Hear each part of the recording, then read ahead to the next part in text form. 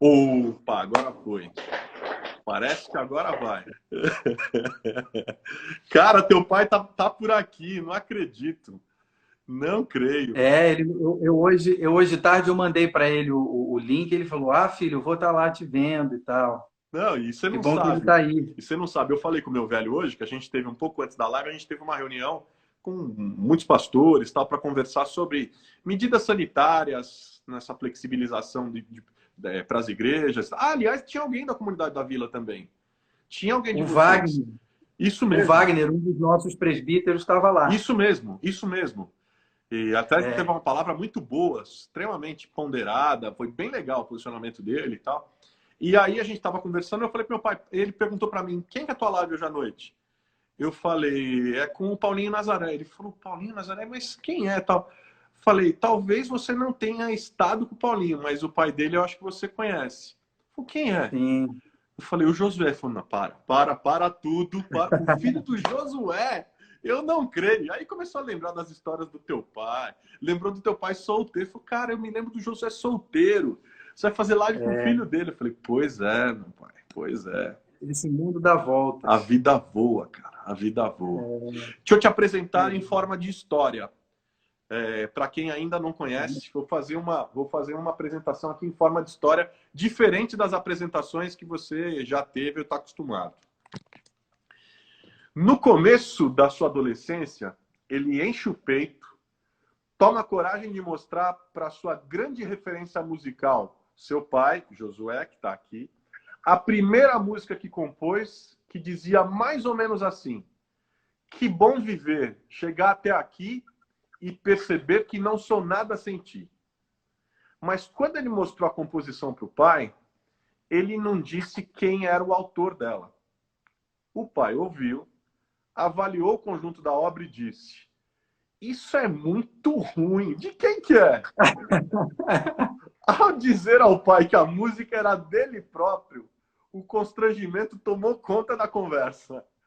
Afinal, podia ter sido o fim de um cantor e compositor que nem tinha nascido ainda. Mas o que se deu foi exatamente o contrário. A crítica o fortaleceu e ele buscou se aprimorar mais e mais até chegar a ser esse músico admirado, respeitado pelo público, pelos amigos, pela família e por um tanto de outros músicos e também por este que aqui se coloca como fã de carteirinha desde os tempos da banda Crombie, que eu Que ouvi legal. desde sempre. E claro, pelo pai, que está aqui mostrando a admiração e o carinho. Paulo Nazaré é o nosso convidado dessa noite. Ele também é pastor, teólogo, pai, filho, marido, irmão. Ele não é um só, mas muitos. E vai nos contar aqui onde é que cabe tudo isso dentro de uma timidez que ele garante que tem, tá, gente? Ele que diz. Boa noite, meu querido Paulinho. Grande, grande, grande, grande prazer te receber aqui hoje à noite, viu? Que legal, demais. Já gostei demais dessa apresentação. Essa história, né, curiosa demais. Eu nem sei se meu pai lembra disso dessa maneira, mas para mim ficou desse jeito assim marcado. E graças a Deus eu não desisti, né? Essa crítica no final das contas foi boa. Aquelas críticas que têm, né, o efeito colateral positivo. No final das contas acabou sendo isso. Mas olha, uma honra estar aqui, viu? Tanta gente querida que eu super admiro que já passou por aqui, além de você, é claro. Obrigado. Então, assim, quando você me mandou lá uma mensagem, eu falei, será que é comigo mesmo? Fiquei muito feliz, super honrado com isso. Que bom, Bom demais te ter aqui, velho. Deixa eu dizer um que negócio pra bom. você. É, Pela história aqui que eu contei, pelo jeito as palavras do seu pai foram suas molas propulsoras, né? Aquelas que te fizeram buscar ir muito além de onde você pensava em ir. Conta pra gente como é que foi esse dia e como é que hoje o queridíssimo pastor Josué, que está aqui com a gente, eu imagino, pode ter uma alegria enorme. Deve ter um orgulho danado de ver todo o seu trabalho musical. Então, isso é muito legal, porque assim, isso mostra, na verdade, a liberdade muito grande que eu sempre tive com meu pai, a troca que a gente sempre teve. Então, apesar de muito tímido, eu decidi mostrar para ele essa primeira música, e na minha cabeça fica isso assim, eu tinha uma expectativa de que ele fosse gostar muito, porque sempre houve um carinho muito grande, uma relação muito gostosa, muito boa, de muita liberdade, de muita troca com ele. Eu diria uma relação muito boa com meu pai. Meu pai é uma grande referência para mim, em todos os sentidos. E eu tive meio que um choque nesse primeiro momento de mostrar e ele falar, filho, isso não é bom, não. De quem que é isso? Então, mas aí né, ao invés de me fazer desistir, isso fez com que eu dissesse assim, não, então eu quero fazer alguma que ele goste, que seja boa. E eu segui fazendo, segui né, escrevendo e tal, né, e tendo essas ideias a partir da minha fé, a partir das minhas percepções. Foi uma coisa que eu comecei a descobrir que eu gostava de fazer, a despeito dessa primeira crítica um pouco negativa. Então foi isso, assim, mas o meu pai sempre me deu muita força, muito apoio, tanto sendo referência né, quanto me dizendo, filho, siga em frente, eu quero né, ouvir mais, quero né, que você mostre sempre para mim o que você for fazendo e tal. E no final das contas sempre foi assim, a gente sempre teve uma relação de muita liberdade. E ele plantou boas sementes, Eu né, creio que Paulinho? isso foi muito importante para mim e é muito importante para minha formação como músico, para minha formação como homem, como filho, você disse, né, como pai. Então sempre foi uma relação muito legal. Amo muito meu pai, alguém muito precioso para mim. Ele é mesmo. Você nasceu no lar cristão, é filho de pastor, casou com uma filha de pastor, deu seus primeiros passos na música dentro da igreja. Isso. Mas você teve forte influência da MPB? Então, isso é uma coisa curiosa. Lá em casa, apesar das influências, né, de Vencedores por Cristo, apesar dos cânticos né, que marcam minha vida até hoje, né, dentro da igreja, né, e de uma relação muito boa com a comunidade, né, com os amigos na igreja e tal, em casa a gente sempre teve uma coisa de ouvir música boa, né, fosse de dentro da igreja, fosse de fora da igreja. Então, eu diria que eu fui mais afetado musicalmente falando pela música popular brasileira, e aí eu estou falando de Milton Nascimento, estou falando de Gilberto Gil, estou falando de Djavan, né, de João Bosco, de João Gilberto. Sempre rolou isso muito lá em casa. Meu pai vinha com esses discos para casa e era uma audição assim, crítica, sabe? No sentido de perceber o que esses caras estão comunicando, o que essa poesia está trazendo para a gente. Eu lembro do meu pai, eu ouvindo uma música do Gil, que diz assim, de jangada leva uma eternidade, de saveiro leva uma encarnação, ele falando sobre a vida, sobre o tempo. E eu lembro que eu ouvi aquilo e eu gostava daquilo, e uma vez meu pai me perguntou, filho, você atenção no que ele está falando? Você sabe o que é encarnação e tal? E aí ele me explicou, isso eu ainda era muito novinho, sabe? Criança, mas já ouvindo, curtindo, às vezes sem saber direito o que eu estava curtindo. Mas aí o meu pai me trazia essa coisa, você pode ouvir, mas não acriticamente, presta atenção no que ele está dizendo, retém o que é bom e aquilo que não é legal, a gente precisa refletir sobre isso para que isso não nos prejudique, mas faça a gente né, crescer, né, e ter uma compreensão do mundo, da realidade ao nosso redor. Então tem essa coisa dessa influência realmente da música popular brasileira, mas de uma maneira muito positiva, assim. Não, com certeza. Isso é nítido e visível. É, Paulinho, e assim eu posso chamar, qual que é a semântica por trás da chamada música gospel aqui no Brasil e no mundo? então, eu não sei se eu saberia te dizer isso. A música gospel, né, é uma doideira. No Brasil, música gospel significa uma prateleira, né, independente do estilo. Se o conteúdo é um conteúdo confessional, não interessa qual é o estilo, você cai naquela prateleira ali, Isso é né? muito interessante, né? É uma coisa muito doida. Eu acho que dá uma empobrecida, assim, na verdade, né? Na nossa percepção, na nossa relação com essa expressão artística, né? Então, eu não sei, mas acho que no Brasil, sobretudo, a gente não trata isso da melhor maneira, no sentido de como a gente compreende isso, como a gente ouve isso.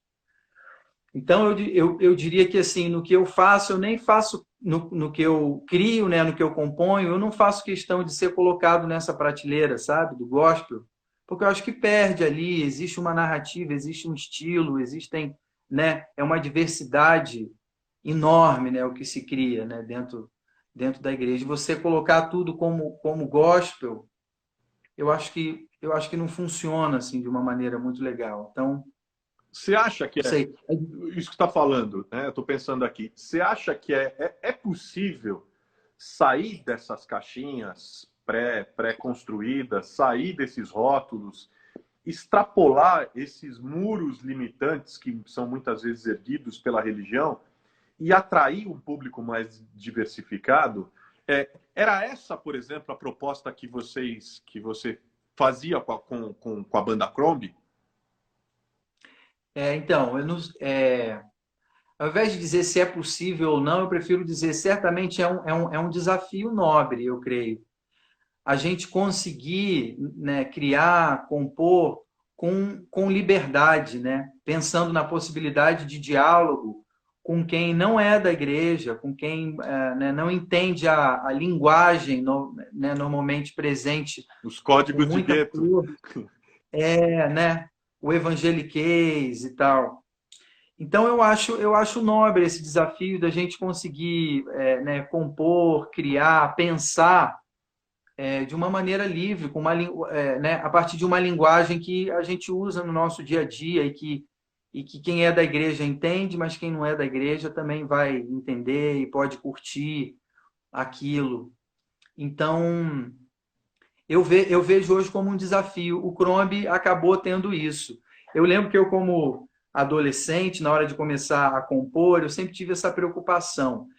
Será que os meus amigos que não são da igreja, eles vão gostar dessa música, né? E, sobretudo, compreender o que eu estou querendo dizer com isso? Então, assim, amo o que a gente sempre fez dentro da igreja, as orações, os louvores cantados, acho isso precioso e necessário. Mas eu acabei não ficando preso só a isso. Então, sempre com essa coisa né, de falar sobre minhas amizades, de falar sobre a criação, de falar sobre dilemas, numa linguagem né, que qualquer pessoa pudesse ouvir e falar, poxa, interessante essa poesia, interessante essa reflexão, sem talvez já criar uma barreira de cara quando ela entende, isso é música evangélica, isso é música gospel, não quero ouvir isso e tal. Então, eu acho que tem música que funciona muito bem dentro do ambiente da igreja, quando a gente está junto como comunidade, para louvar mesmo, os salmos, né, nessa Para consumo pegada. Eu acho interno, né? Para consumo interno. isso. Eu componho assim também, para a igreja. Mas eu acho que né, a expressão artística musical ela pode ir além. Então, Uhum, uhum. por exemplo, tem uma música chamada Convívio, em que eu falo do valor do outro na vida da gente. E é uma música que eu já cantei muito na igreja, mas poderia cantar em outros lugares, sem nenhum problema, no sentido, né, de causar algum desconforto. E isso é música que se canta na igreja. Eu não gosto desse tipo de O que música. falam os versos da música? Aqui, ó, tô com um violão aqui, Ah, vou boa, boa. mostrar um trechinho dela. Diz: eu me conheço mais, olhando para você, eu vou descobrindo quem sou. E penso agora no que você vê, o que me diz de mim, o que eu não reconheço sem você. Eu não me enxergo bem, não. Se vivo a vida sem querer saber de mais ninguém. Pois não há bom proveito nos dias aqui, quando o coração anda distante, triste, frio e sem amar. Em você eu tenho o que falta em mim. E descubro o que tenho de de melhor para lhe oferecer. Sabe, assim, você conseguir falar do valor da comunhão, da relação, usando uma linguagem Que todo mundo entenda e que não crie é, barreiras e que saia fora da caixinha. Eu acho essa característica do seu trabalho fenomenal. Admiro, respeito demais. Fazendo um parênteses aqui, inclusive porque eu, em outra área, eu trabalho no mundo da política, da cidadania, do ativismo social, me proponho a fazer exatamente a mesma coisa, quer dizer, traduzir meus valores de forma compreensível, sem bancar despachante de denominação, sem bancar despachante de igreja, quer dizer, que é um modelo completamente equivocado e ultrapassado, né? Mas fazendo sim, dessa mesma, expressando os valores do reino do mesmo jeito, com naturalidade, é, de fácil compreensão, promovendo o bem comum, né, se comprometendo com a justiça, e que são valores nossos, se comprometendo com os direitos humanos, que são valores históricos nossos, né, protestantes, que a gente legou, tem legado para a história e que muitas vezes parecem tão estranhos quando se compara, por exemplo, a essa estereotipada maneira de se fazer política da tal bancada, da assim chamada bancada evangélica. Mas, enfim, isso é motivo para outro papo. Mas outra característica do seu trabalho, que eu curto muito, são as parcerias, né? Você fez parcerias de super sucesso, né? Você produziu coisas incríveis com gente incrível, né? Com Marquinhos Almeida, com o Gerson Borges, aliás, vários, ou quase todos que estiveram aqui. A Lorena Chaves, hoje quando eu fiz o tudo post, gente. figuríssima, hoje quando eu fiz o post que você ia estar aqui, ela já escreveu, mostrou, fez bagunça, fez barulho, É, adoro a Lorena, com o Estevão Queiroga, né? E mais recente com o Nick Medeiros. Como é que uhum. funciona essa troca, esse tipo de parceria? Qual que é o peso artístico na perspectiva do aprendizado, do valor que se agrega, das dificuldades, dos ganhos que essas parcerias resultam no seu trabalho? Eu digo sempre que eu não faço música sozinho, assim. Ou, assim, né? Prefiro não fazer. Eu acho que tem uma riqueza muito grande, né? Trazer para perto os amigos, e no caso desses, né, que a gente citou aqui, gente muito especial, muito querida, todos eles, como é que você falou, o Estevão, né, que já esteve aqui, o Gerson, que esteve aqui, o Marcos, a Lorena. Eu sinto falta, inclusive, de mais disso, sabe? Né, um intercâmbio aí maior entre os artistas, sabe? Cooperação e troca, né? Composição junto, assim. Eu sinto que quando eu consigo, né? É um desafio, eu não acho fácil, mas né? Começar a fazer uma canção e dizer assim, ao invés de terminar ela eu mesmo, eu quero mostrar isso para uma outra pessoa e ver como ela conduz isso do meio para frente. Eu fui até a metade e quero ver como é que o Estevão, por exemplo, a gente tem, né, parceria, como que o Ele é Estevão genial. continuaria isso. Ele é genial. E aí ele traz, Cara, ele é fantástico. ele fez uma interpretação de Caçador de Mim, não só gravou, como fez aqui na Maravilhoso. live. Cara, eu assim, a primeira vez que eu ouvi no meu Spotify, eu assim, eu chorei, tô falando sério, literalmente, eu Sim. chorei. Me emocionou, me arrepiou aquele negócio. Aí ele veio e fez aqui, foi a coisa mais linda do mundo. Estevão é genial. É maravilhoso. Então, quando você tem gente assim perto, né? Eu quero mais é tê-los perto fazendo e tal. E aí, quando mando alguma ideia para um deles, eles me mandam de volta alguma coisa, ou a gente se juntou numa mesa em algum lugar para fazer, é muito rico, porque ele vai né, me mandar algo de volta que eu não faria daquele jeito, eu pensaria diferente. Mas quando você une, né, as cabeças, as criatividades, eu acho que isso é muito rico. Acho isso muito né, positivo. Então, eu tenho, num certo sentido, esse né, desapego de falar, cara, eu comecei algo aqui que eu achei muito legal, que me tocou de alguma maneira, queria ver se você não continuaria, se não teria alguma ideia. Então, assim, quando isso rola, nem sempre dá certo, mas quando dá certo, eu acho muito interessante, muito rico e é muito legal ver né, palavras e melodias que eu não criaria, porque eu sou diferente, mas aquilo vindo, né, ao encontro de algo que eu criei e enriquecendo. Acho que na vida, de uma maneira geral, né, trazer né, pros nossos dias, para os nossos desafios, ter gente perto, né, passando por aquilo junto com a gente, né, dando ideia, né, aconselhando, trocando. Isso para mim também é ser igreja, sabe? É ser corpo. Então acho muito rico. E são né, pessoas que eu admiro muito e que quero ter sempre perto. Então eu digo assim, eu não faço música sozinho, eu faço junto e não, sabe, não tenho nenhuma dificuldade com isso, muito pelo contrário, É genial. acho muito rico e acho que seria para a gente fazer mais. É genial. Eu sou a favor de que se faça mais. É genial. Você falou, você está falando aí, você está falando de igreja, né? Sim. Quando você terminou o seminário, você veio se dedicar à Igreja Presbiteriana Comunidade da Vila. Você era o pastor auxiliar e aí o titular decidiu fazer mestrado no Canadá e disse para você: toma que a filha é tua. Isso. Mas aí você se tornou pastor titular da igreja e resolveu contratar seu chefe. Cara, conta essa história direito aí para nós que, enfim, conta isso. E você conhece muito bem o meu chefe, acho que você já esteve numa live. Ele esteve aqui.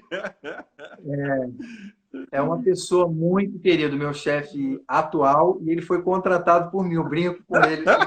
A gente tem, essa história é muito boa. Uma amizade, a gente tem uma amizade longa, eu e o Marcos Botelho, no tempo ainda do Crombie, lá dessa primeira banda que eu tinha com alguns amigos, a gente vinha muito para tocar no JV, nas temporadas. Foi lá que eu conheci.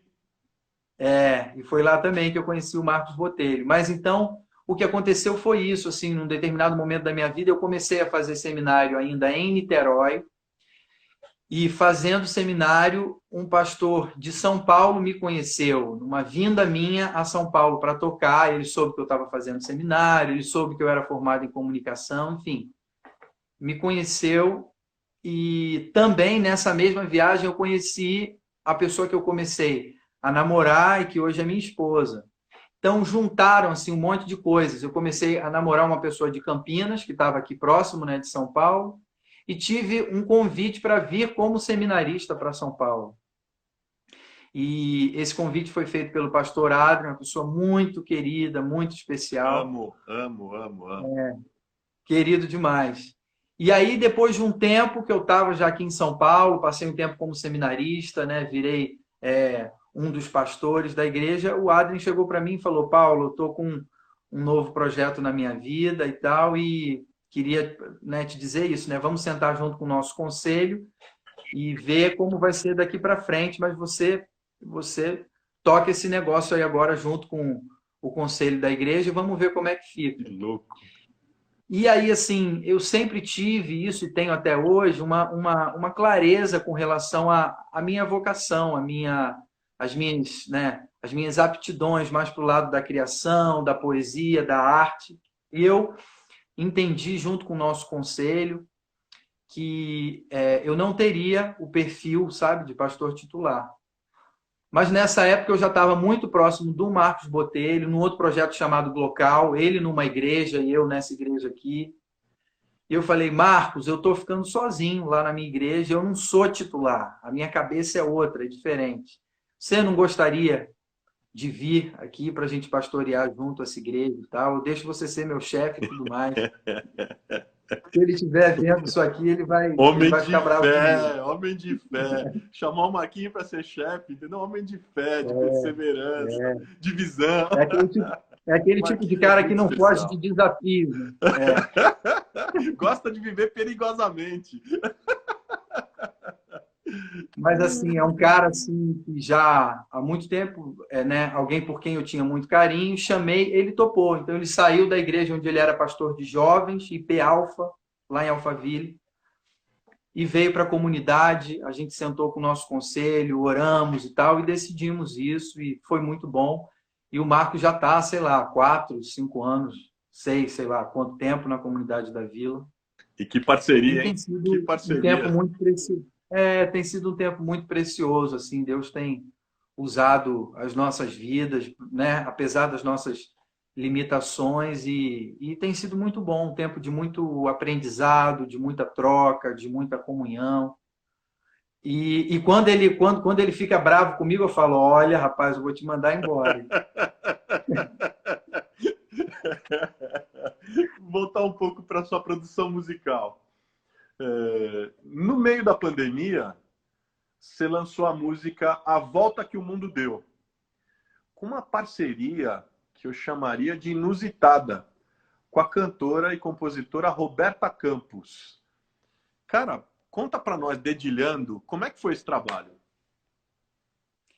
Então, essa música era uma ideia que eu tinha já há bastante tempo. Eu compus lá atrás uma parte dessa letra.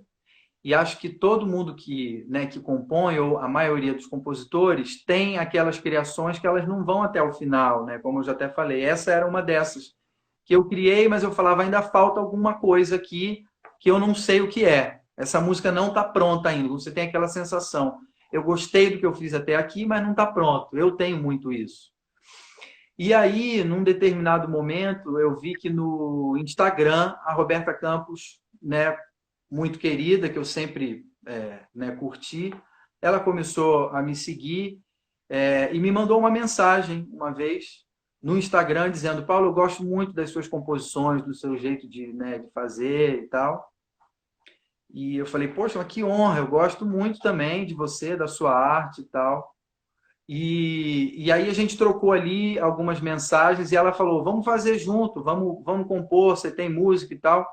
E aí começou essa troca. Eu falei, eu tenho uma ideia aqui que eu acho que tem a ver até com as coisas que você compõe e tal. E mandei para ela. Mandei isso para ela por WhatsApp. E falei, vê se você tem alguma ideia e tal. Então foi algo super inusitado que eu não esperava. Alguém que não é de dentro da igreja, do contexto de dentro da igreja. E volto naquela questão, quando a gente consegue escrever, compor, criar coisas que dialoguem com quem quer que seja. Eu acho isso muito precioso. E foi o que aconteceu com essa música. Ela me mandou uma ideia de volta, eu falei, nossa, que bonito, que lindo, você levou para um outro lugar, mas que eu gostei muito, que eu acho que tem muito a ver. E aí foi isso. Foi o que deu? O que deu de resultado? Dedilha aí para nós. Dedilha um pouco. É uma música em que eu começo falando da noite, né? Então, quando a noite vem, olha a volta que o mundo deu, ainda bem que todo dia é assim, pois deixa o sol se pôr e diz qual é a boa outra vez, pra que a gente aproveite o que mais há de bom. Contos, histórias, canções de saudade, lúdico tempo desacelerado, eu me deixo levar alta noite.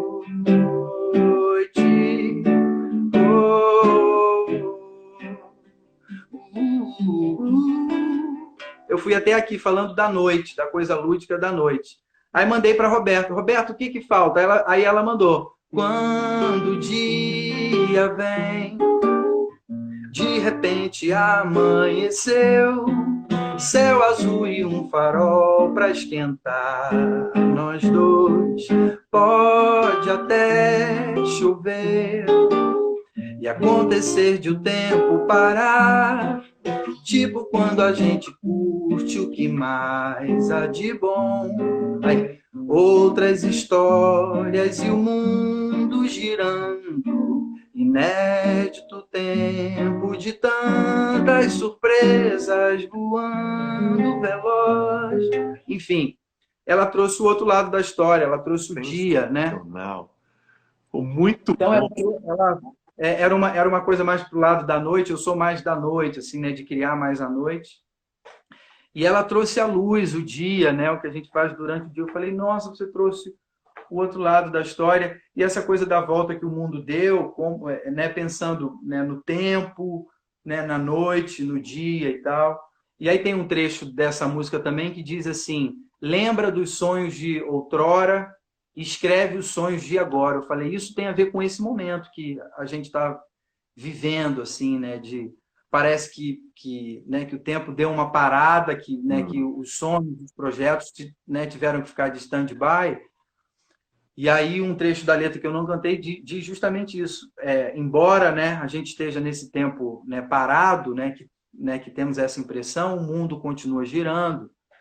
Então lembra dos sonhos, né, não deixa que eles se apaguem. E se for o caso, escreve os sonhos de agora, daqui para frente. Né? A gente precisa continuar sonhando, apesar de tudo. Então, uma música que eu fiz há não sei quanto tempo atrás, que eu falei, isso tem a ver com o que a gente está vivendo hoje. Então, assim, né, a coisa da composição, aquilo que eu comecei falando, como é legal quando o outro traz, né, alguma contribuição, a visão dele daquilo, né? Isso é precioso. E você está falando desse tempo, está falando da composição nesse tempo, está falando de uma letra contextualizada com esse tempo, que expressa muito o que você está vivendo, o que você está pensando, o que você está experimentando nesse tempo. Né?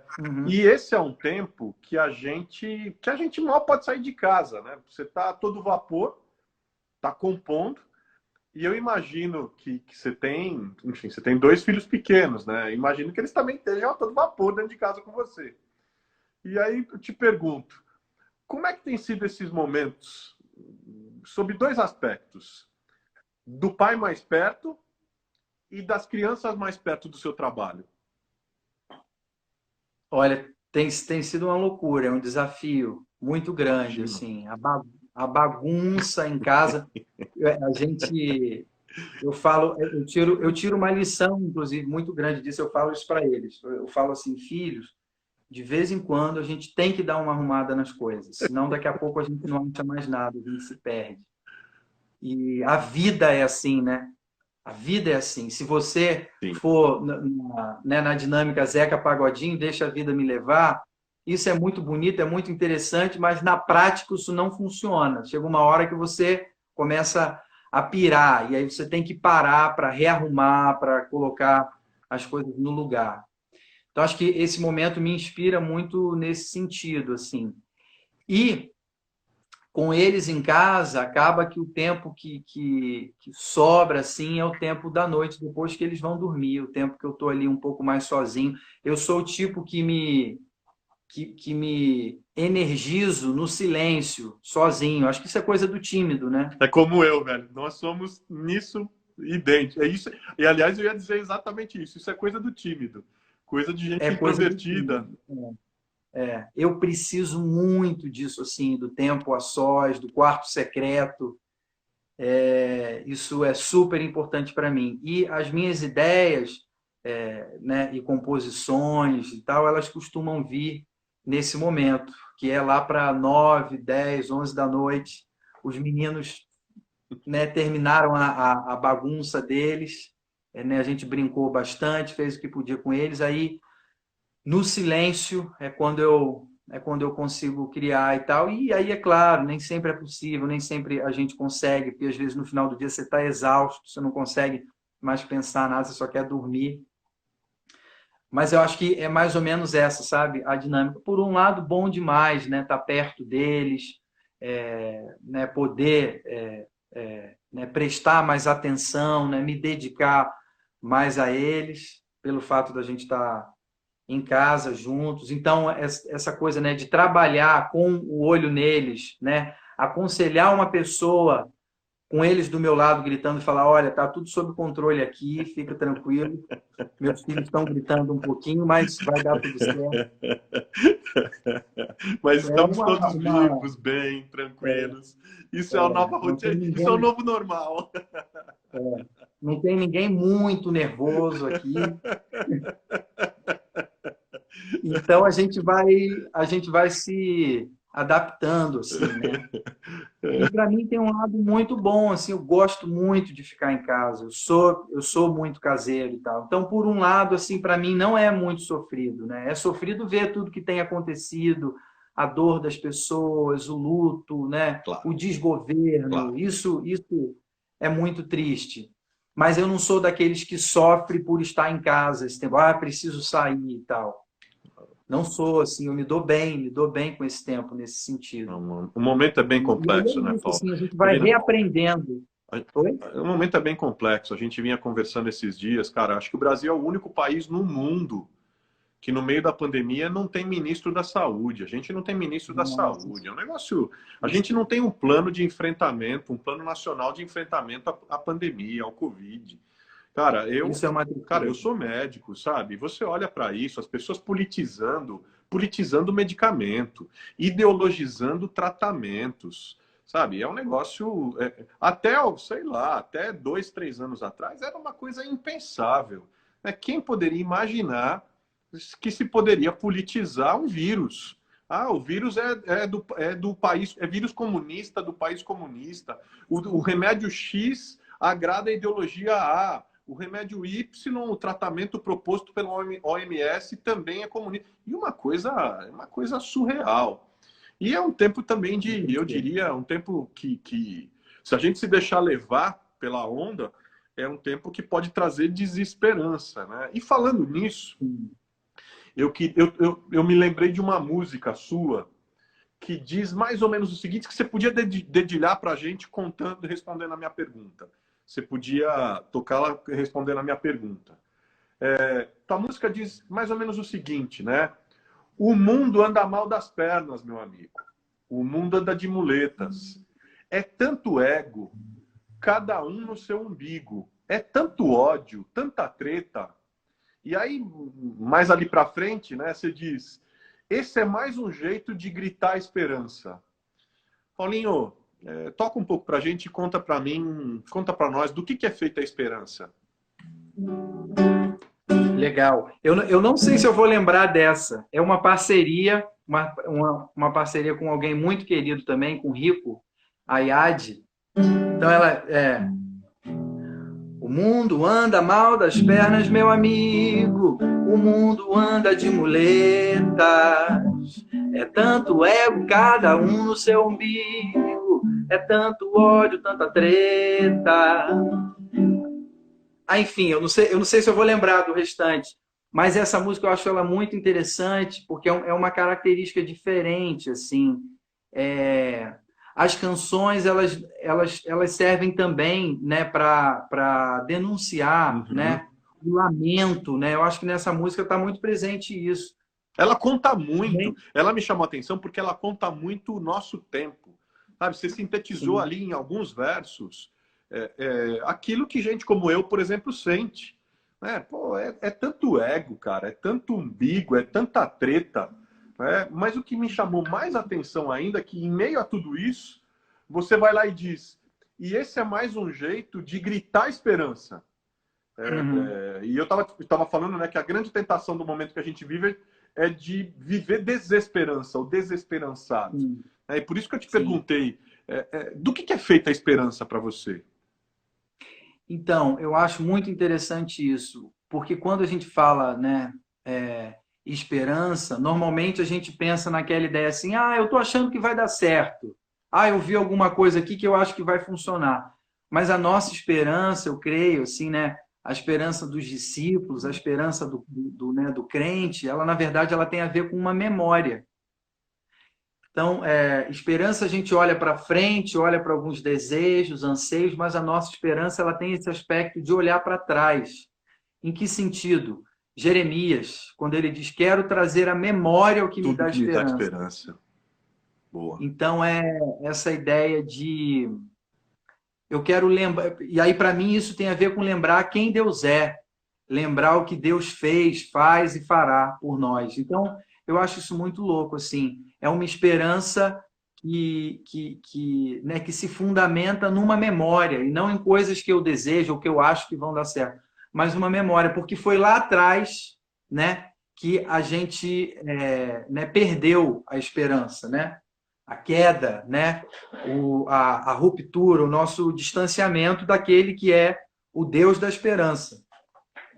Então, é isso, assim, eu acho que a nossa memória tem a ver com isso. Normalmente a gente pensa para frente ao falar de esperança, e tem a ver também, né? Porque aí é o reino, né, que há de se estabelecer, e ele vem, Hum.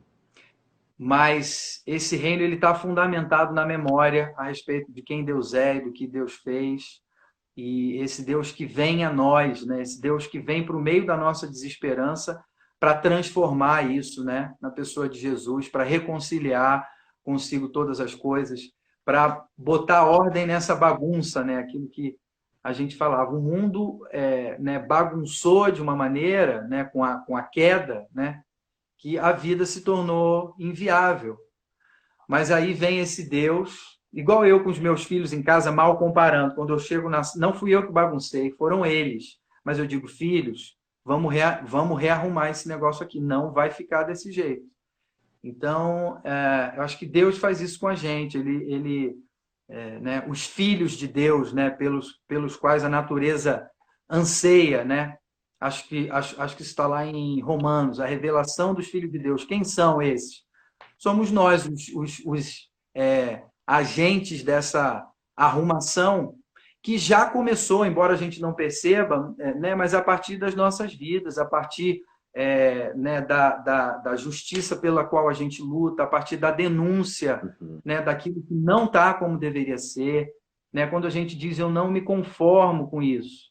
Eu acho que isso tem a ver com isso é fruto da ação daqueles que têm esperança, daqueles que trazem a memória, a ideia de um Deus né, que permanece, que vem a nós e que tem promessas, né, que se cumprirão, a volta de Jesus, né, consumando esse reino, né, de maneira plena. Então, acho que nossa esperança tem a ver com isso. E aí alguém poderia dizer, mas então é uma esperança né, que você se acomoda esperando esse reino? Não. É uma esperança que, justamente que por eu tê-la, eu não me acomodo. Por eu tê-la, eu digo, não, vamos fazer diferente, vamos transformar isso.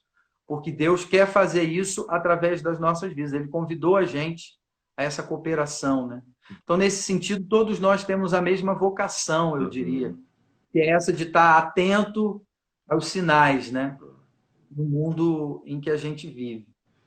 Então, acho que passa por isso. E aí, muitas vezes, né, a poesia, a música, ela não vai falar só de coisa boa, mas ela vai denunciar coisas ruins, ela vai cantar coisas que nos incomodam às vezes. E acho que isso faz parte também, é papel da poesia. Né? Com certeza.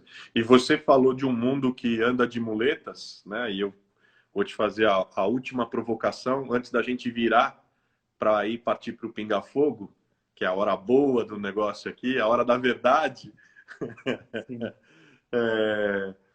Mas você acredita que os seus filhos, que hoje ainda são pequenos, estão pertinho de você, mas você acredita que eles vão conseguir ver um mundo sem muletas? Que eles vão conseguir ver um mundo andando bem e com as próprias pernas?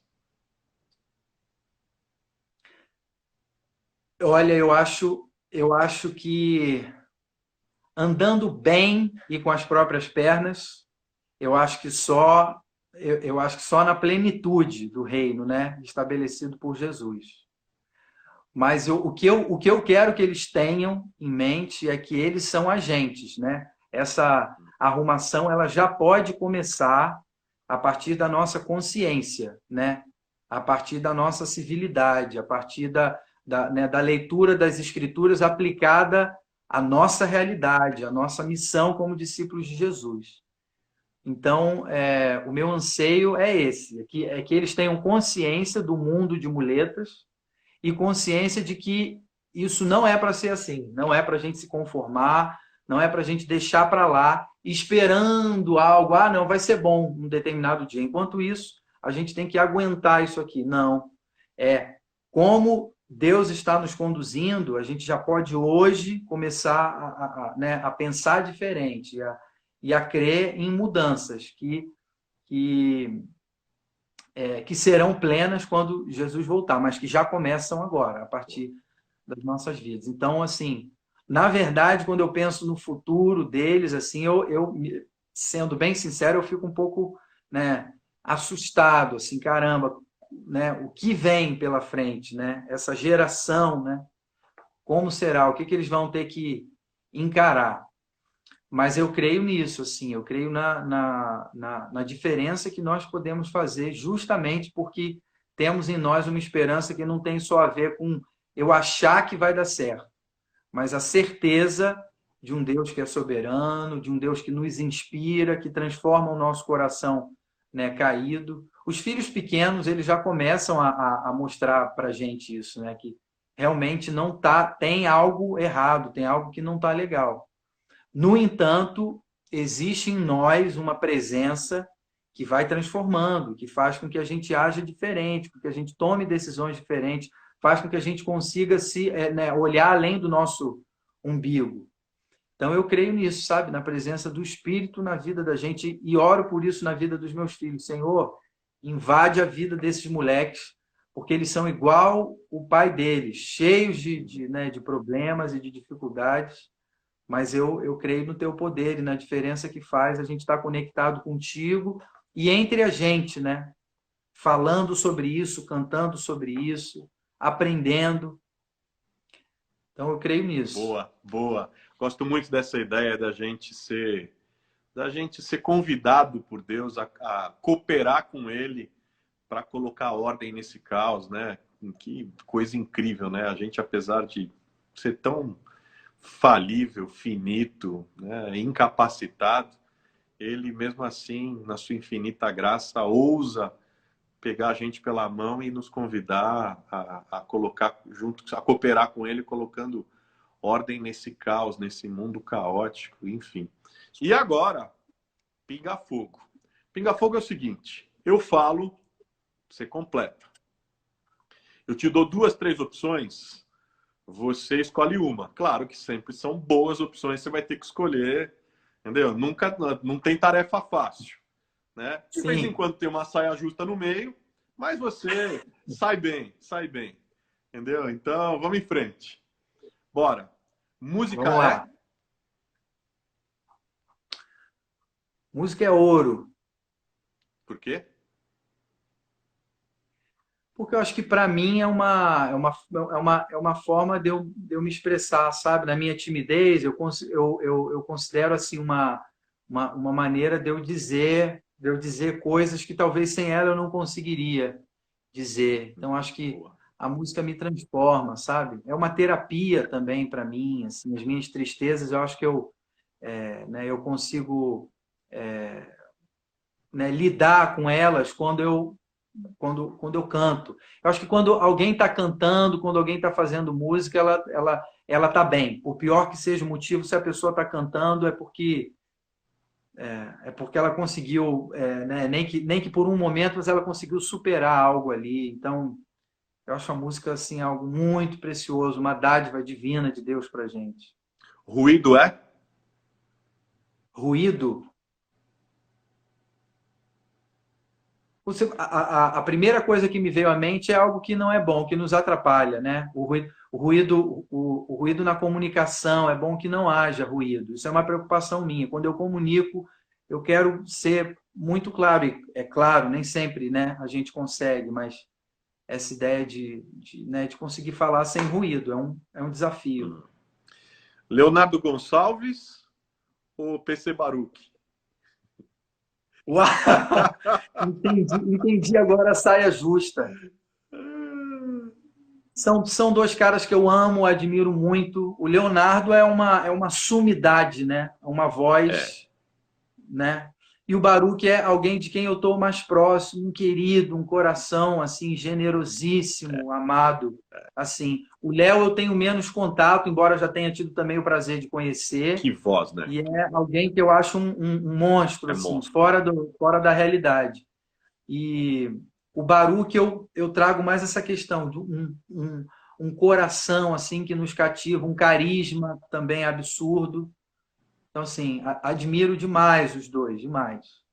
Vamos falar de Marcos, então. Marcos Almeida ou Marcos Botelho?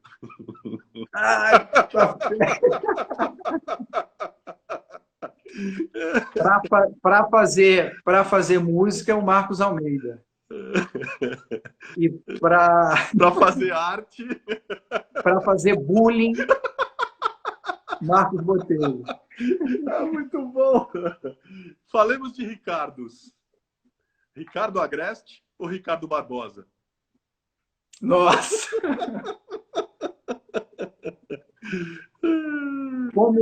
como sogro Ricardo Agreste. E como...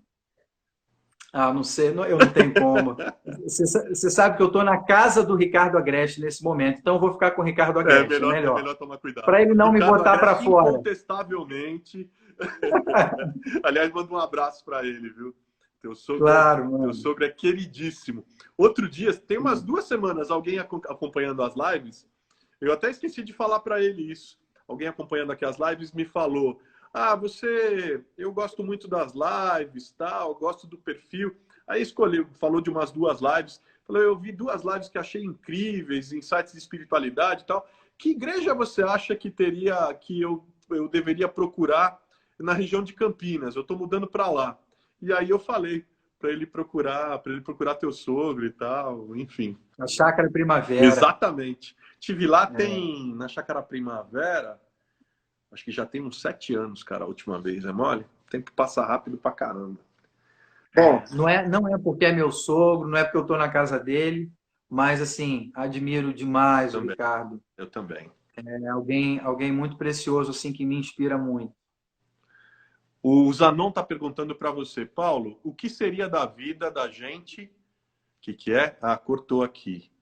O que seria da... Se não houvesse a chance de recomeçar. É, isso aí. Isso é um trecho de uma música minha que fala sobre isso, o valor né, de recomeçar, né, a possibilidade de se levantar e continuar.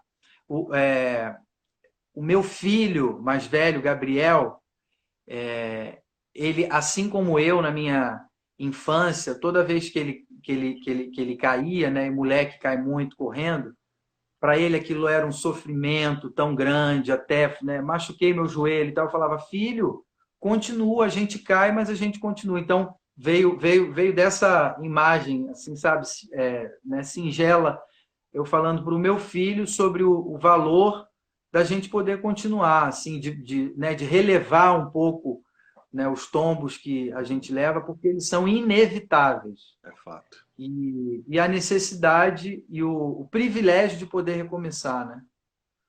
E, Gerson enfim, Borges ou João Alexandre?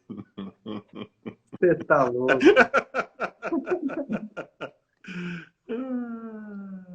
O João Alexandre é uma pessoa genial, né? Outro dia eu vi o Ed Mota falando do João Alexandre.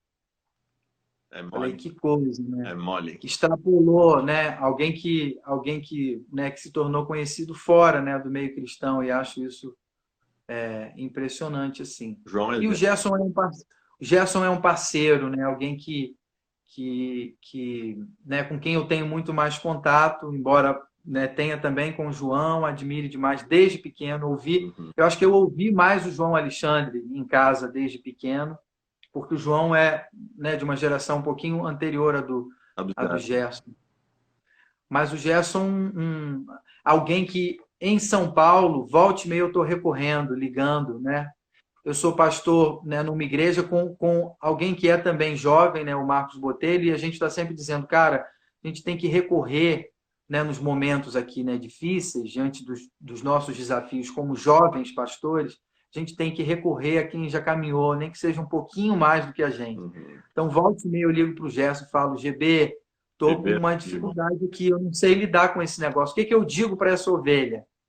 E ele sempre pronto a dizer: Paulo, realmente, estamos juntos nisso, pá. Então, é alguém a quem eu recorro de uma sabedoria assim, muito grande. Eu vi a live dele aqui. Você viu? Cara, foi das melhores. Aliás, você que não viu, quem não viu, vai lá no canal ou no podcast, lá no Spotify, no Deezer, pega a live com o Gerson Borges, gente. Foi especialíssima. A minha mãe viu. A minha mãe falou comigo depois do outro dia, assim, falou a manhã toda. Eu encontrei com ela, falou a manhã toda. Ela ficou muito tocada. O Gerson é uma enciclopédia, assim, né? Figura. Alguém que conhece muito, que cita tanta coisa legal, um poeta, né? Uma pessoa criativa, né? De um coração piedoso. E além de tudo é flamenguista, né, cara? Ainda tem o coração rubro-negro, né? Aí é 10, aí fecha com chave de ouro. Outra saia justa. Glocal ou Rock no Vale?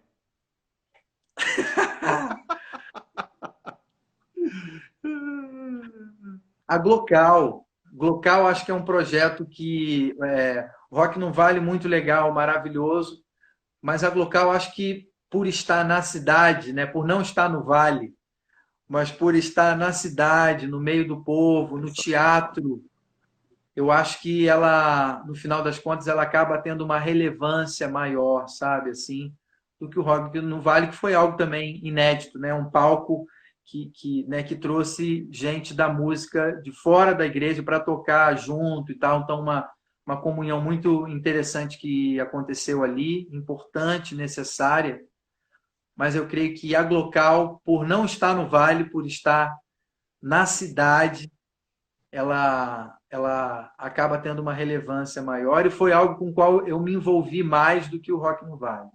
Ó, o Zanon está perguntando o seu time do coração.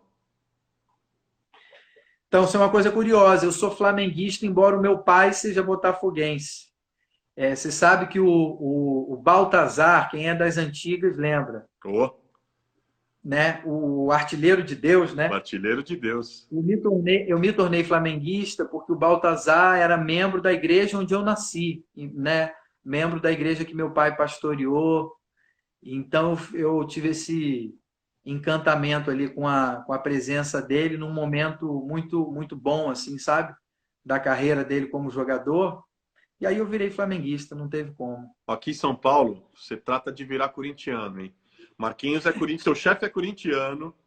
Não Você eu está falando confesso que com eu tenho uma corintiano, simpatia. você está cercado. Eu confesso que eu tenho uma simpatia, assim, né? É o time do povo. Você sabe quando o Corinthians foi campeão da Libertadores no Pacaembu? Sabe quem estava comigo? Aliás, eu preciso mandar esse vídeo para ele. Quero ver se eu faço hoje. Outro dia encontrei o vídeo. Marquinhos estava comigo, cara. O Corinthians faz o gol. Eu tenho o vídeo até hoje. Marquinhos gritando, chorando.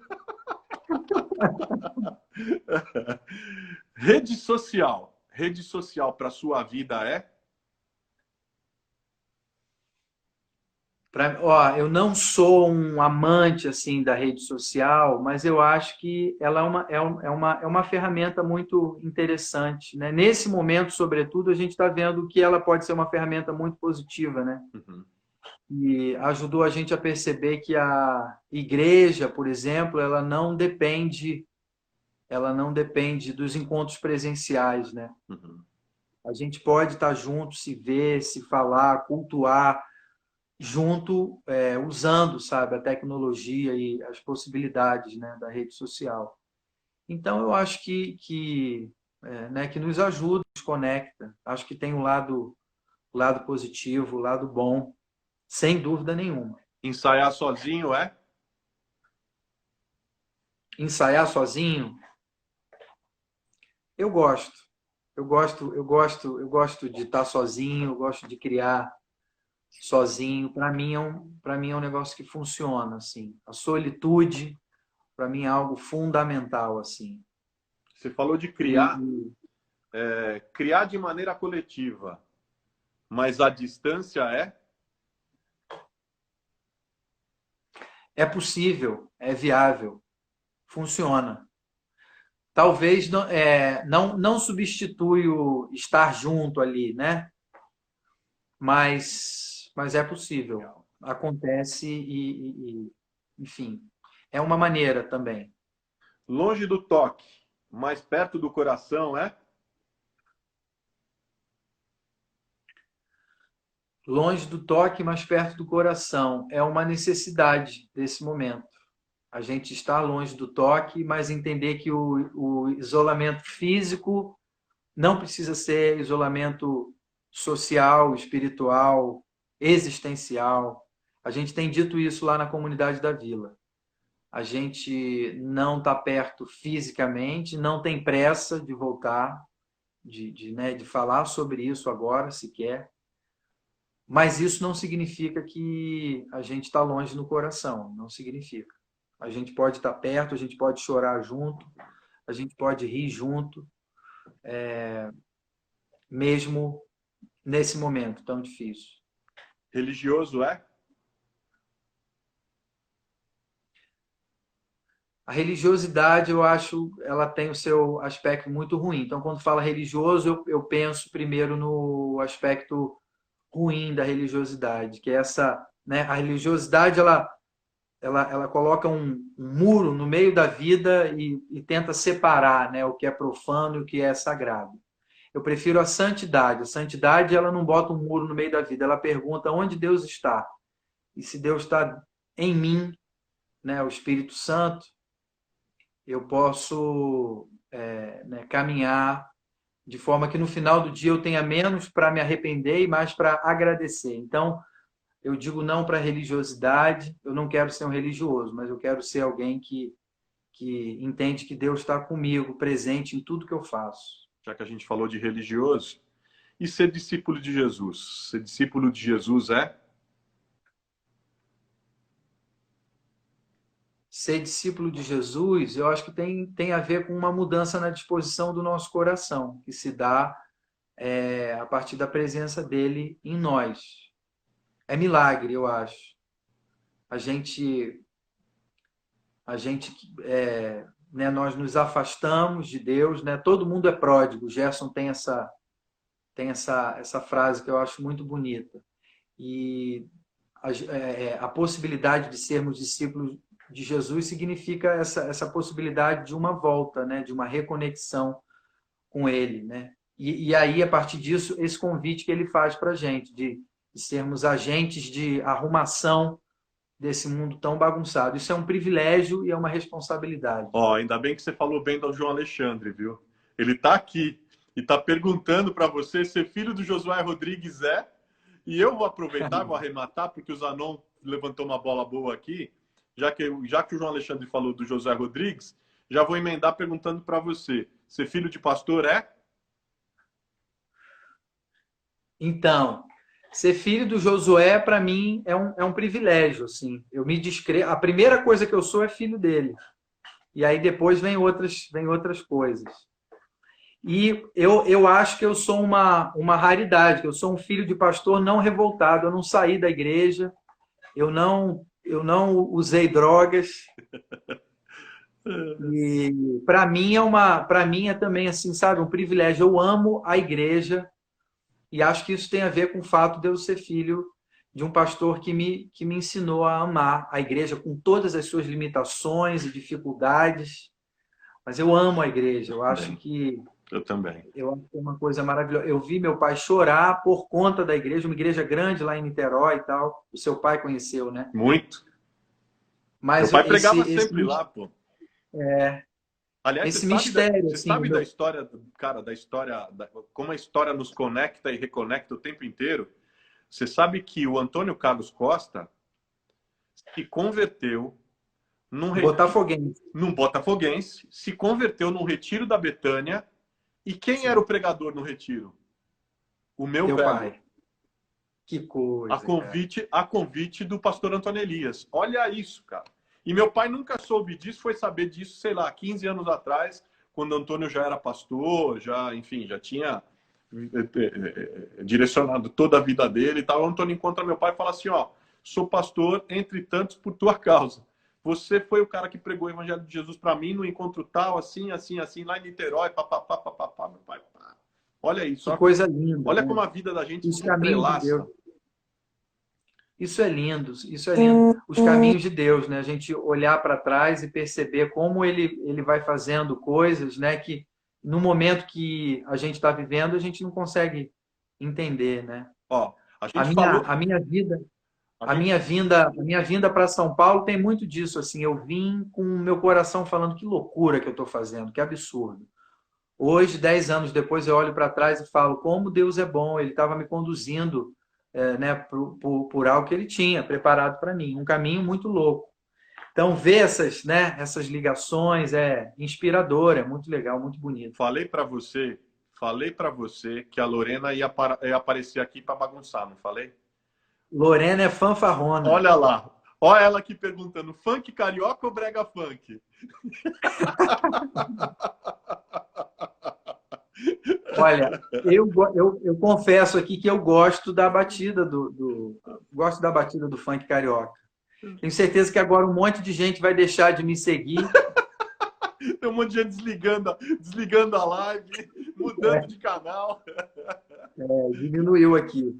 Mas eu iria com funk carioca, Lorena. Eu sei que você também se amarra. Então você não vem. Falei de ser filho de pastor. E ser genro de pastor? Genro de pastor é? É difícil.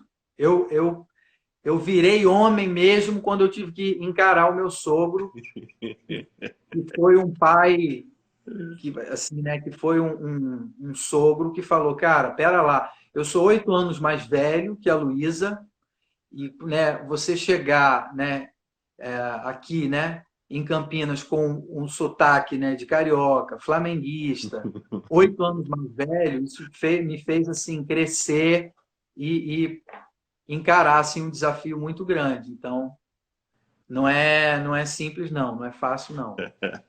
Ah, Lorena. Gente, eu só quis participar, juro que não era a intenção. Gente, vocês têm que seguir a Lorena, é muito bom. Os stories dela são os melhores, os melhores. Lorena é A maravilhosa. hora que eu tô meio triste no dia, que eu tô meio down e tal, eu vou lá nos stories dela, a risada é garantida, você pode ter certeza.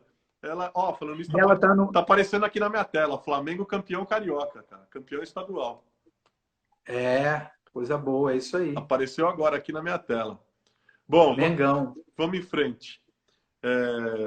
O Zanon está perguntando, você se espelha em algum cantor da nossa MPB? Eu assim, o que eu mais ouvi desde pequeno, eu nem sei dizer porquê, mas eu tenho um encantamento muito grande pelo Gilberto Gil, pela poesia dele, pela história dele, pela maneira como ele toca o violão de nylon. Gênio. Aí são coisas assim, né, de músico, mas eu acho o violão que o Gilberto Gil toca, eu acho algo incrível, assim, Gênio. Incrível. Então, eu ouvi muito assim o Gil e ouço até hoje, e a arte dele me encanta. Eu sou apaixonado. Ele é gênio. O pior do isolamento é? Rapaz, o pior do isolamento. O pior do isolamento são os filhos de 3 e 5 anos sem poder extravasar, sem poder correr, né, no apartamento em São Paulo. E isso faz a gente dar uma sofrida, assim. Para mim, eu acho que tem sido isso, assim, conseguir criar para eles um ambiente minimamente saudável sim, é um desafio muito grande. E o melhor do isolamento? O melhor do isolamento é? O melhor do isolamento é poder ficar em casa. Eu amo ficar em casa. Então, passar mais tempo em casa, para mim, é uma coisa que eu gosto muito, quando não posso estar em casa, eu sofro. Porque eu sou aquele, Carlos, como eu te falei, em casa eu ganho forças, em casa eu me reenergizo. Sei exatamente o que é isso. Em público eu sou drenado, assim, né? Isso. Esse em público descarrego e em casa recarrego. Isso é impressionante. E esse é um paradoxo da nossa vocação, né? Você ser músico, você ser pastor com essa característica, né, faz com que isso se torne um desafio talvez ainda maior para a gente, né? É verdade. De se expor, de estar em público e tal.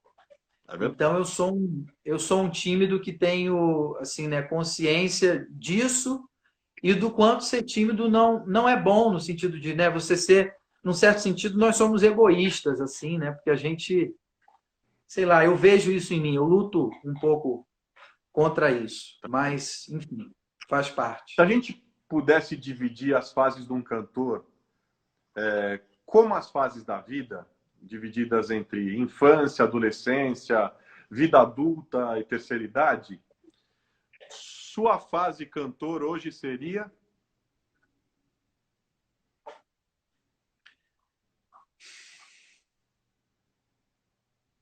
Eu não sei dizer. Você sabe que eu me vejo mais como compositor do que como cantor, né? Eu sou um cantautor. Acho que o Gerson O Gerson isso, usa muito esse neologismo. O Lenine também diz isso. Então, Não sei, eu acho que eu tenho muito para amadurecer, assim, sabe, como cantor. Eu não me acho um excelente cantor, não. Mas eu canto porque se eu não cantar minhas músicas, ninguém vai cantar. Então eu canto. Fazer com Eu os pés, ouvo. fazer com os pés nas costas ou fazer com frio na barriga? Eu acho que fazer com frio na barriga. Engraçado, eu preciso dos desafios, embora eu não os procure, embora eu prefira, né, o conforto, o valor do desafio é muito grande, assim. Então, fazer com frio na barriga. Eu acho que eu cresço mais quando faço com frio na barriga. Tocar em festivais da Lapa, no Rio, foi. Eu acho que foi uma experiência importantíssima, assim, que, que me mostrou o quanto é importante a gente poder criar coisas que, que, que façam sentido num ambiente fora daquele que é um ambiente mais confortável, né? Eu diria que, né, os festivais na Lapa foram frio na barriga. Cantar na igreja era fazer com o pé nas costas. Boa, boa. Interessante Mó isso, né? gafe no palco foi? Recentemente, eu falei isso para a Lu hoje à tarde. Essas são muito boas. Essas são as melhores, cara. Quando vocês vêm aqui e contam as gafes, são as melhores. Não foi nem no palco, foi numa live como essa aqui, só que estava só eu, se eu não me engano, fazendo uma live. E pouco antes da live começar, eu fiz uma coisa de assim, sabe, super ingênuo. Eu estava com os meus filhos comendo pipoca e vendo um filme. E aí fui para começar a live ainda comendo umas últimas pipocas do pote. Não se come pipoca antes de cantar. Eu aprendi. Porque caiu um milho, né, uma casquinha de milho naquele lugar e você começa a ficar sem voz, você, né, engole e dá vontade de Engole, mas não tossir. vai, cara. Nem volta, nem vai. Fica lá e trava a voz. E aí foi uma coisa muito terrível, porque era eu sozinho na live, eu tinha água e eu bebia água e eu tentava cantar e a voz não saía, mas eu não tive a presença, né, de espírito de falar, gente, para. Eu tô com milho na garganta e não tô conseguindo. Eu fiquei tentando, que foi terrível assim. E mas aí, assim, graças a Deus, o pessoal super, super amigo e tal, disse, nossa, foi demais e tal, com milho e com tudo. Mas na próxima, Paulo, não coma pipoca. Eu falei, poxa, não se faz isso realmente. Essa foi uma. E assim, esquecer letra, eu sou o rei, assim, das minhas músicas, eu esqueço a letra. Quem Eu não nunca? tenho uma boa memória. Quem nunca? Arte cristã precisa ser propagada para dentro ou para fora das igrejas? Isso é uma coisa também sobre a qual eu penso. Eu não, eu tenho dificuldade com isso, com esse termo, sabia? Por exemplo, eu não tenho vontade que a minha arte seja conhecida como arte cristã. Eu tenho vontade que as minhas músicas sejam conhecidas Como arte. como músicas.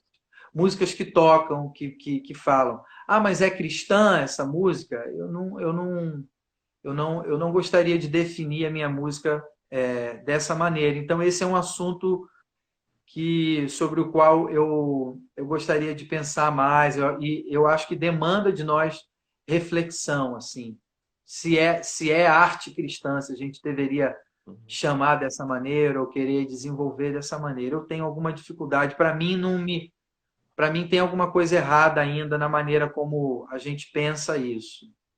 Mediocridade Eu acho é? que quem é Fala, de fala. fora, eu acho que quem é de fora, quando ouve arte cristã, ele não vai ter interesse. Eu acho que meus amigos músicos, eles não se interessam por arte cristã. Eles querem música que toque, que faça sentido, né, que comunique, que gere curiosidade, que denuncie e, enfim, Boa. Mediocridade é?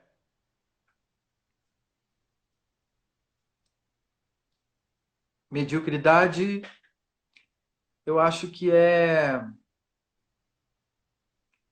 o que a gente faz com o pé nas costas, né? Voltando lá no termo, eu acho que eu não quero, né? Eu não quero ser descrito assim. Acho que ninguém quer, né?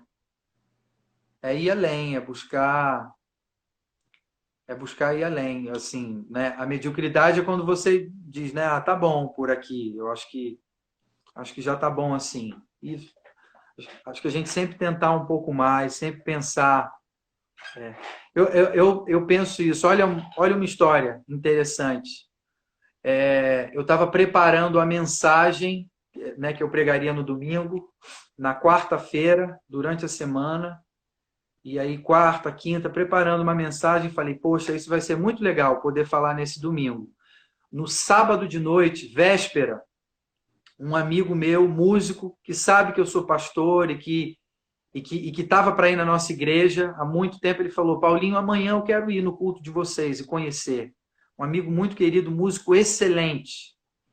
Você sabe que no domingo à noite eu entrei em crise com tudo que eu tinha construído para falar no domingo. Olha.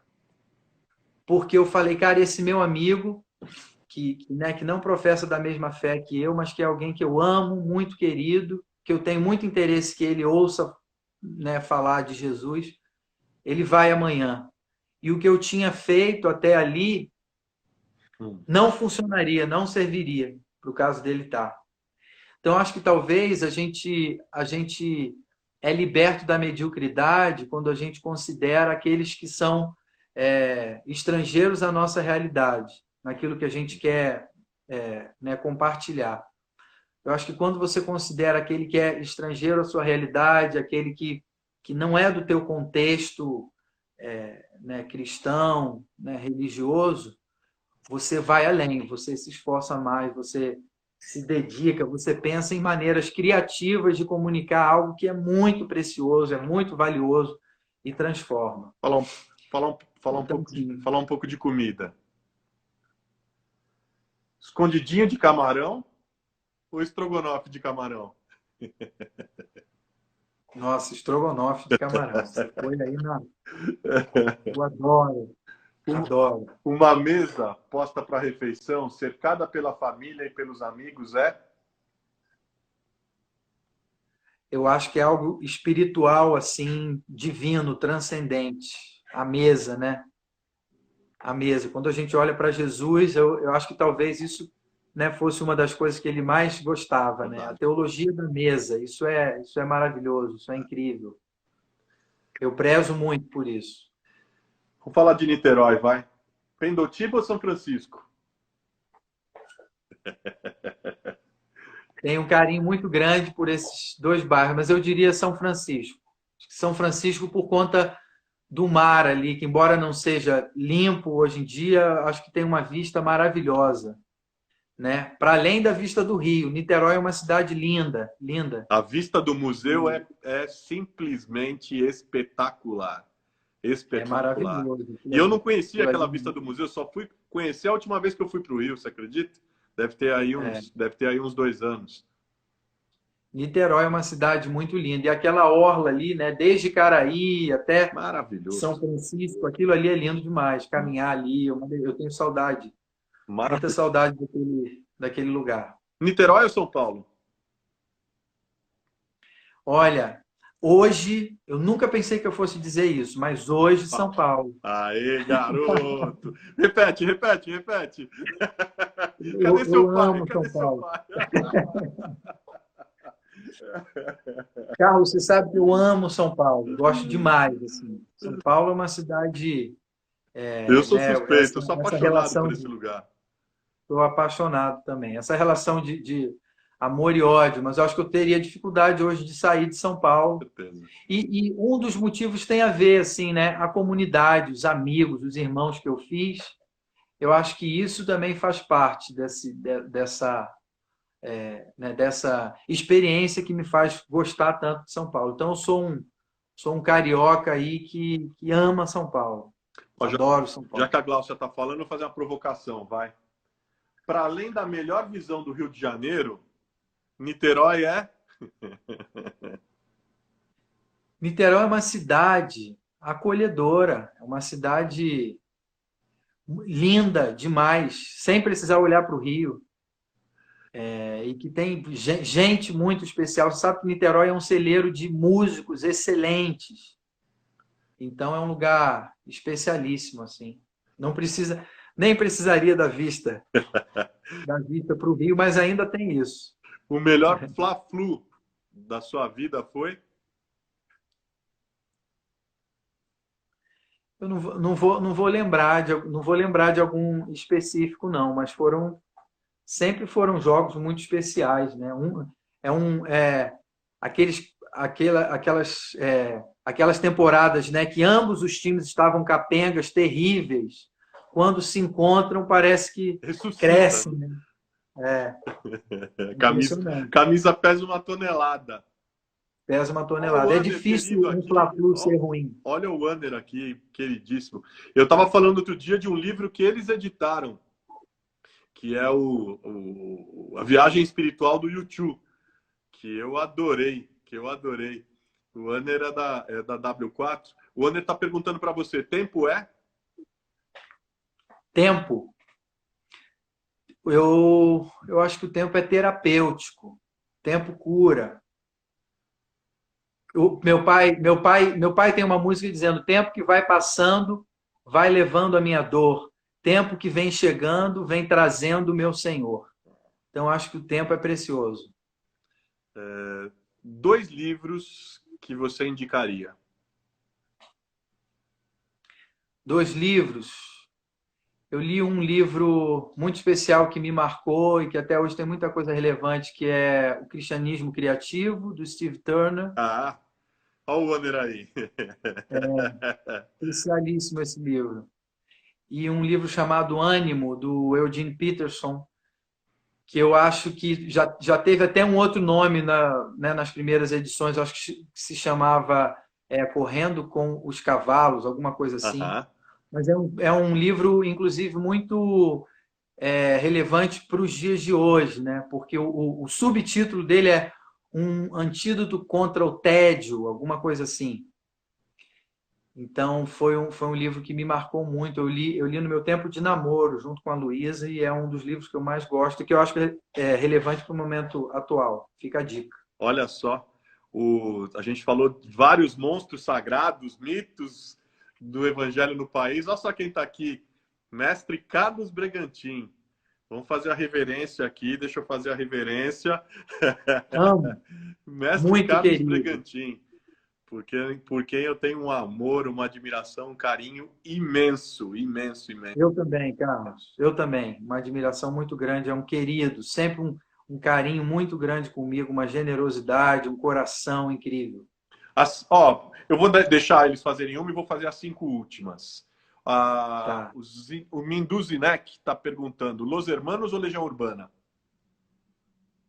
Ah, eu gosto muito do Los Hermanos. Eu nunca fui muito fã de Legião. Assim, apesar de gostar muito de algumas letras do Até Renato, porque o Legião é muito mais da minha geração, né? E o Los eu Hermanos sou muito mais da sua. eu e talvez pelo estilo, mais pelo estilo, pela estética do que pelo conteúdo. Eu tenho muito isso também, de me apegar muito aos timbres e tal. Aí é coisa de músico. Ah. Eu diria Los Ó o Hermanos. Simval Júnior aqui. Grande Simval. Um abraço para você, Simval. Simval. Simval é meu parceiro também, querido Eu demais. sei. Está junto com a gente na comunidade da Vila também. Queridíssimo, queridíssimo.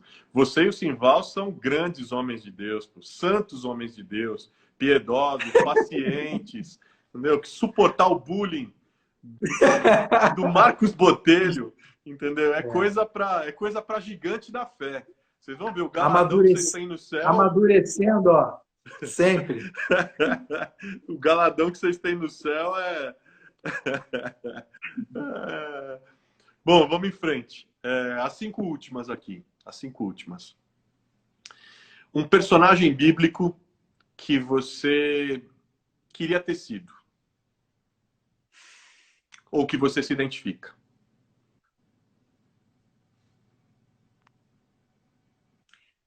Eu me identifico muito com a com a maturidade de José, eu acho muito impressionante, né, a injustiça que ele sofreu, né, a violência que ele sofre por parte dos irmãos, mas a maturidade, a graça que ele tem, né, eu acho essa história muito linda, né, à frente com os irmãos, né, que vão atrás dele. Eu acho isso muito lindo, eu acho uma lição muito preciosa para os nossos dias, né? Você conseguir superar os impulsos que muitas vezes são legítimos, né? E são naturais, né? Vontade de matar, mas, né, você ser capaz de caminhar mais uma milha, ser capaz de acolher quem, né, teoricamente não mereceria ser acolhido. Vou inverter. Vou inverter. Um personagem bíblico que você jamais queria ter sido. Jó, Por quê? porque ele sofreu demais, assim, e não sei, uma experiência ali dificílima, né? Assim, o sofrimento ele é importante, inevitável, mas a gente não quer. Então, eu acho um personagem incrível, mas acho que o que ele passou, Fora. né, ninguém quer passar. Uma cena bíblica que você gostaria de ter visto, ter presenciado ou ter participado?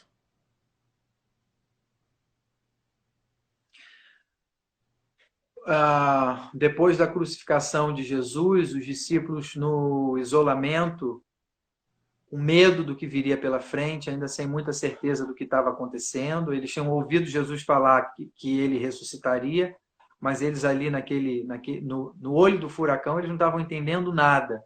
E aí, no meio do isolamento deles, Jesus surge do nada no meio deles e diz: Pai seja com vocês, e diz né, envia eles, né, no meio do isolamento.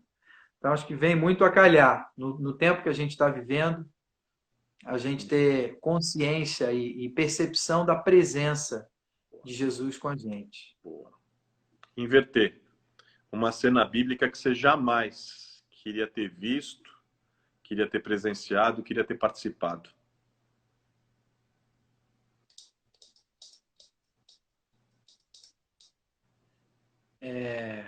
A crucificação, né? Um pouquinho antes ali, deve ter sido algo muito traumático, muito estranho, muito pesado, muito inexplicável.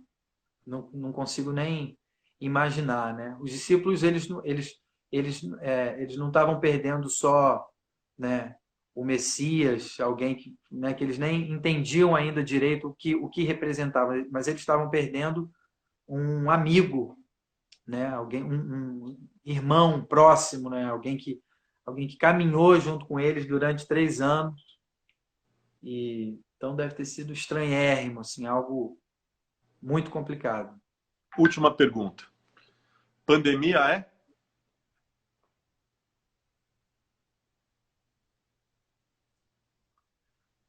Pandemia é uma tristeza, é um, é um momento dificílimo, assim, e, enfim, é uma tristeza. Eu acho muito triste. Contudo, acho que tem nos ensinado muita coisa. É uma oportunidade da gente aprender e crescer. Eu acho que seria muito ruim se a gente sair desse momento, né, do jeito que estava, ou pior. Acho que, apesar de todo o sofrimento, de toda a dificuldade, é uma oportunidade única para a gente crescer, para a gente ter experiências que nos transformem, né? Acho que a pandemia pode ter efeitos colaterais positivos na vida da gente. Boa. Paulinho, chegamos ao final. E quando a gente termina, nunca termina do mesmo jeito. Aliás, sempre termina com uma surpresa. E eu queria pedir para você fazer um pouco de música, tocar uma música para nós, surpreender a gente. Tocar algo que, enfim, algo que você cantasse algo que toca seu coração e que eu tenho certeza que vai vai alcançar o coração de alguém que está com a gente, que está assistindo a gente aqui. Obrigado, Zanon. Obrigado, hein? Boa noite para você também. A live está sendo ótima mesmo. Ok, eu vou fazer uma música que ela nasceu num contexto de muita dificuldade, assim, para mim. Foi quando eu soube que a minha mãe estava com câncer. Ela me ligou do Rio e falou: filho, né, a gente vai viver daqui para frente agora um momento difícil. Eu tive uma notícia ruim hoje. E essa música ela me faz pensar nisso, assim, né, em como podem ser férteis justamente as crises, os momentos difíceis podem fazer com que a gente né, surja do outro lado com experiências que nos fizeram crescer, que nos abençoaram. Então essa música eu fiz nesse contexto, a partir dessa notícia. De onde vem a calma que invade, desacelera o temor, deixa vir os sonhos, abre caminhos para seguir. Se é tão longe, não precisa pressa, o vento é quem leva. E uma voz que soa dentro do peito diz que o amor lança fora o medo, me refaz e me faz sonhar de novo. Minha paz não é mais segredo, invadiu meus dias mais sombrios, fez morada em mim. O amor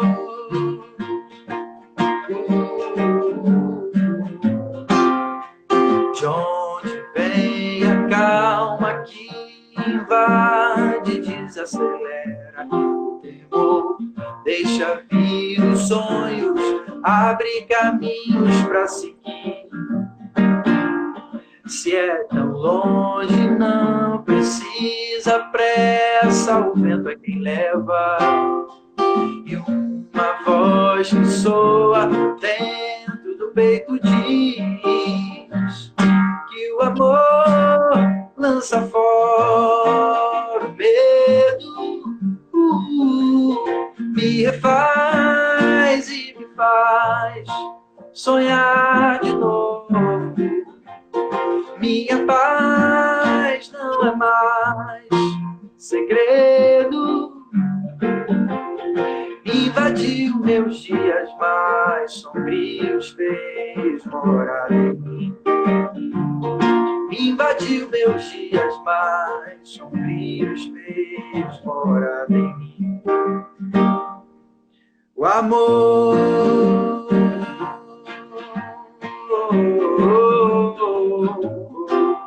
o amor